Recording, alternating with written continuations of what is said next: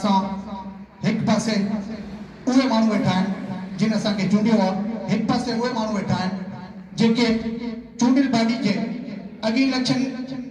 साम्हूं करे चुका आहिनि। मतिलबु हिज़्ब इक़्तिदार ऐं हिज़्ब इख़्तिलाफ़ असांखे इलेक्शन कमेटी खे अहिड़ो किरदारु अदा करिणो आहे त असांखे ॿिन्ही धुरियुनि खे बराबरि नज़र सां ॾिसणो आहे ऐं उन खां पोइ ताक़े मातली जे उस्तादनि खे बि इहो मौक़ो ॾियणो आहे या कोशिशि कंदासीं त ताक़े मातली जे हर हिकु उस्ताद मेल फीमेल टीचर खे असां इहो मौक़ो ॾियूं त हू पंहिंजो वोट करे सघे ऐं सुठी क़यादत चूंडे सघे। तव्हांखे सियासी प्रेशर बि ईंदा, उस्तादनि जा प्रेशर बि ईंदा ऐं जेके पैनल ठही ईंदा जॾहिं तव्हांजा नॉमिनेशन फॉर्म भरबा उन ते जंग शुरू थी वेंदी, निशाननि जी जंग शुरू थी वेंदी, एतिराज़ दाख़िल थी वेंदा। पर आउं सम्झां थो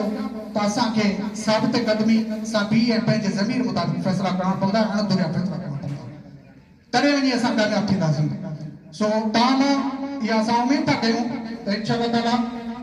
तव्हां इन सभिनी मरनि खे बख़ूबी सुठे नमूने सां अदा कंदो। ऐं ॿियो इलेक्शन कमीशन जे हवाले सां त हर हिकु उस्ताद खे जेकॾहिं वोट ॾियण जो हक़दार थिए थो या बॉडी में बीहण जो हक़ हासिल करे सघे थो त हू मेंबरशिप जे लाइ 100 रुपया ताक़ी इलेक्शन कमेटी वटि जमा कराईंदो ऐं उहा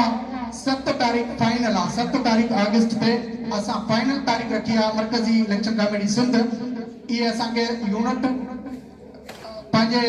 चूंडियल इलेक्शन कमेटी खे ॾींदा, उहो असांखे ॾींदा। उन खां पोइ जेकॾहिं को इहो दोस्त आसरो करे थो 7 तारीख़ खां पोइ असांजी इलेक्शन कमेटी वोटर लिस्ट जमा थींदी त कतई तौर ते न आहे, आख़िरी ऐं फाइनल फ़ैसिलो आहे। छो जो असां 2 महीना मुसलसल वोटर लिस्टनि लाइ उन दोस्तनि खे टाइम ॾींदे आयासीं, पर हीउ फाइनल फ़ैसिलो आहे। असां इहा उमेद कंदासीं इन जज़्बे सां त इंशाअल्लाह ताला 7 तारीख़ ते 7 अगस्त ते फाइनल तारीख़ आहे। 7 तारीख़ ते असांजी मीटिंग थींदी मरकज़ी इलेक्शन कमेटी जी। असां उन में तव्हां सिंध जे शोर रखंदड़ ऐं इलेक्शन में बेहतर उस्तादनि लाइ असां पंहिंजो शेड्यूल अनाउंस कंदासीं जंहिंमें नॉमिनेशन हूंदा, इलेक्शन हूंदियूं ऐं जेकॾहिं कंहिं उस्ताद जो वोटर लिस्ट में नालो रहिजी थो वञे, थींदो ई आहे सिंध में अक्सर करे थींदो आहे, जेकॾहिं का इक़्तिदार में हूंदी आहे त हिज़्ब इख़्तिलाफ़ जो नालो माइनस करे छॾींदा आहिनि। असां उन ई लाभ उन दोस्तनि खे हिकिड़ो मौक़ो ॾींदासीं जॾहिं गैर हतमी वोटर लिस्ट ईंदी, इलेक्शन कमेटी पंहिंजे स्कूल पंहिंजी ऑफिस में लॻाईंदा, उन खां पोइ मखसूस तारीख़ रखंदासीं, उन में उन्हनि खे मौक़ो ॾींदासीं जंहिंजा नाला रहिजी विया आहिनि उहा ताक़े इलेक्शन कमेटी खे एप्लीकेशन ॾींदा। जेकॾहिं ताक़ो नथो करे त डायरेक्ट मर्कज़ उन्हनि जी मेंबरशिप पार कंदो। सो असां वटि हिकिड़ी ॿी बि शइ वरी अचूं था रियासत जे हवाले सां, हिन सरकार जे हवाले सां। तव्हां ॾिठो सरकार हिकिड़ी वॾी कोशिशि कई त सिंध जे प्राइमरी उस्तादनि खे 2 हिसनि में विरायो वञे। उहे 2 हिसा कहिड़ा? हिकिड़ो हिसो नौजवान उस्ताद ऐं हिकिड़ा उहे उस्ताद जेके सीनियर उस्ताद आहे। हिननि हिकिड़ी प्रोपेगेंडा कई त कंहिं न कंहिं तरीक़े सां असां ब्यूरोक्रेसी जी हिकिड़ी चाल हुई त असां हिननि धुरियुनि खे पाण में अटकाए विझूं ऐं हिकिड़ो रिंगट शुरू करायूं नए पुराणे जो। पर आउं वरी बि नौजवान उस्ताद सिंध जो मुस्तक़बिल आहिनि ऐं जेकॾहिं उहे नौजवान उस्ताद इन ॻाल्हि ते ॿियनि था त बाबा सीनियर कुझु बि न आहे, तव्हांजा वॾा आहिनि, ऐं उन उमेद सां तव्हांखे गुज़ारिश करे सघां थो त तव्हां सीनियर ऐं जूनियर जो फ़र्क़ु ख़तमु करे असांजो मक़सदु हिकु आहे त सिंध जे प्राइमरी उस्ताद खे ख़ुशहाल ॾिसूं ऐं उन्हनि जा जेके रहियल मरातूं आहिनि जेका भाॼी चूंडिजी थी अचे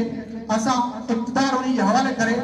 ऐं उन मां इहा उमेद रखी सघूं तूं असांजा मामला ऐं मसइला हल कराईंदी। तव्हां इहो ताज़ो ॾिठो हूंदो स्पीकर सेनेट चेयरमैन जेकॾहिं उन्हनि जूं पघारूं 600-700% वधनि थियूं ऐं सिंध जे प्राइमरी उस्तादनि जे लाइ जेकॾहिं 12% जो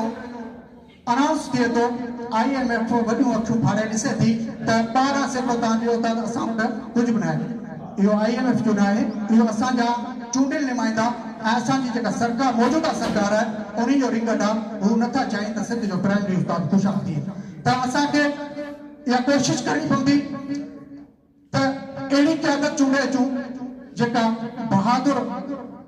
ऐं पंहिंजा मुश्किल टाइम में अहिड़ा सुठा फ़ैसिला करे सघे त जी सिंध जे उस्ताद खे का मायूसी न थिए। सिंध जो उस्ताद इहो हुजे त जॾहिं असांजी क़यादत असांजी लीडरशिप अॻियां हूंदी त भले कुझु बि थी वञे,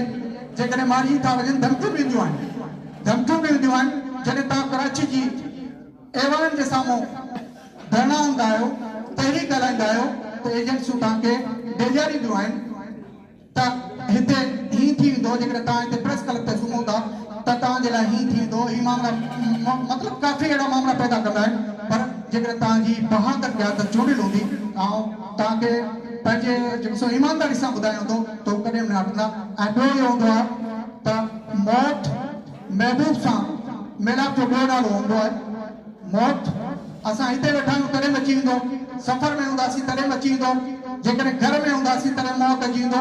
पर जेकॾहिं उहो मौत क़बूल कयूं मैदान अमल हुजूं मैदान जंग में उते साबित क़दमी सां रहूं जदोजहद जे मैदान में हुजूं उते मौत अचे थो त उहो अमर थो थी वञे तारीख़ मौत थो थी वञे त इंशाअल्लाह ताला आउं वरी बि हिते इहा उमेद थो कयां ऐं सलाम पेश कयां थो ताक़े मातरी जे उस्तादनि खे हिते जी लीडरशिप खे